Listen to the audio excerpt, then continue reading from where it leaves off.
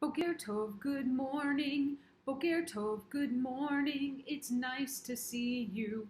It's nice to see you. Boker Tov, good morning. Boker Tov, good morning. Tain li chibuk. Tain li chibuk. Boker Tov, Shmi Morah Elana. My name is Morah Elana.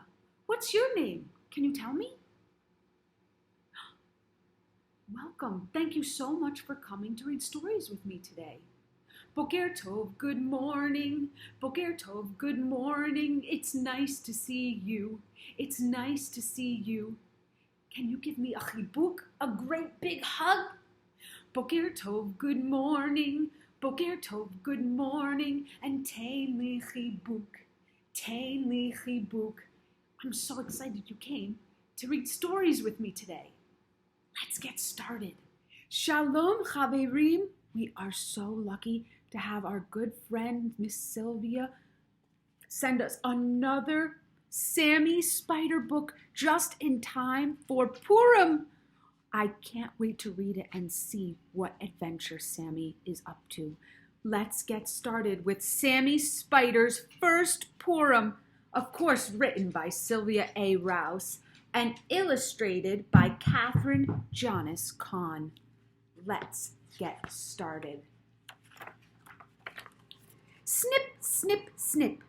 Sammy Spider opened one sleepy eye as he peered down from his web. Beneath him at the kitchen table, Josh was using scissors to cut a shiny piece of fabric. Snip, snip, snip. Now Sammy was wide awake. "Mother!" he shouted.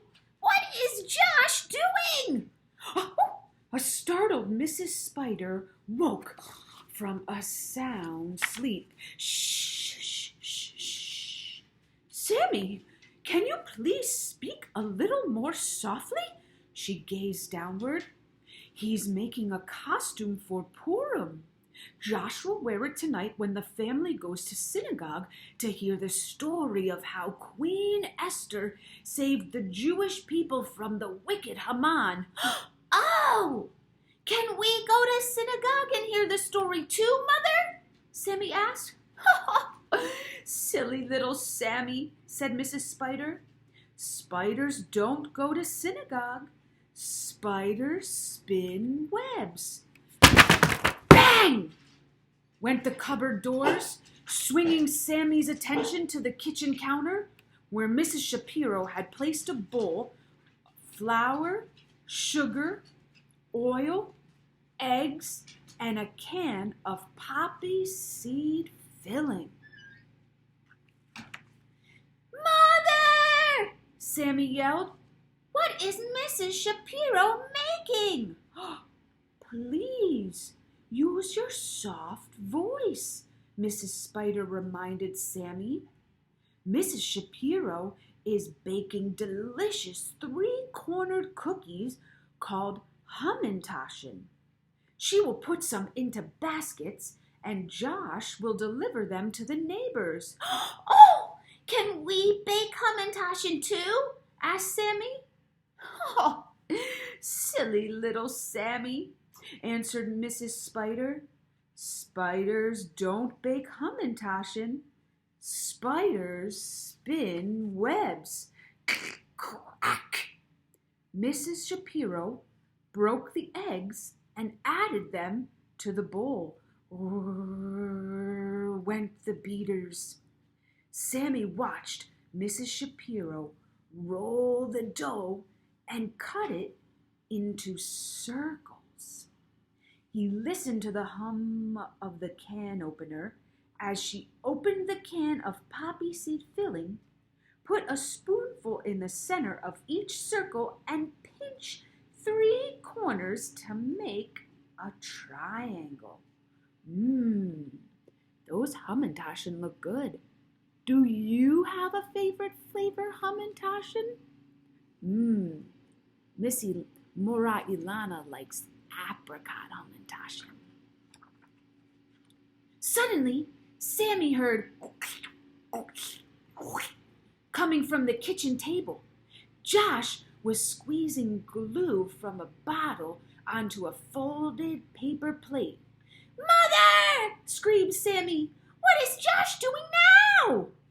"Sammy, please speak quietly," said Mrs. Spider. "Josh is making a noisemaker called a grogger. Tonight he will twirl and spin it whenever he hears Haman's name." "Oh, can I spin a grogger too?" asked Sammy. "Silly little Sammy," said Mrs. Spider. "Spiders don't spin groggers. Spiders spin webs." Sammy lowered himself onto a strand of webbing to get a closer look. He listened to the soft tinkling of the glitter as Josh sprinkled it onto the glue. Josh filled the grogger with buttons. As he reached for the last handful, Sammy scurried inside the grogger. Just then, he heard a loud crunch as Josh stapled the grogger shut. Josh gave the grogger a practice shake, and the buttons rained down on Sammy. From inside the grogger, Sammy shouted, "Mother!" "Honk, honk!" Mr. Shapiro beeped the horn as he pulled the car into the driveway. "Dad's home," called Mrs. Shapiro. "Time to get ready for services." Josh left the grogger on the table and ran to put on his costume. "Mother!" Sammy shouted again. Mrs. Spider couldn't see Sammy, but she could hear him. "Where are you?" she called. "I'm here, Mother," Sammy hollered. "Inside the grogger." "Oh no, Chaverim. I hope he can get out." Mrs. Spider hurried over to the grogger. Luckily, she noticed that one of the staples was loose, and she tugged and pulled until it finally came out. Sammy crawled through a tiny opening into his mother's arms. Whew. Just then, Josh came back into the kitchen, grabbed his grogger, and dashed out. "Oh, Mother!" squealed Sammy. "Don't you wish we could have a grogger for Purim?" Mrs. Spider laughed. "We don't need a grogger. We have you, Sammy. You are our very own noisemaker." Wow, Chaverim, that was a wonderful story for Purim. And what did you think of Josh's costume? Who do you think he was from our very own Purim story? I wonder if he was Mordecai or the king. And what about his noisemaker? You know you can make your very own noisemaker so that you can drown out Haman's name and shake it when you say, "Haman!" I hope you have a wonderful Purim, friends. See you next time.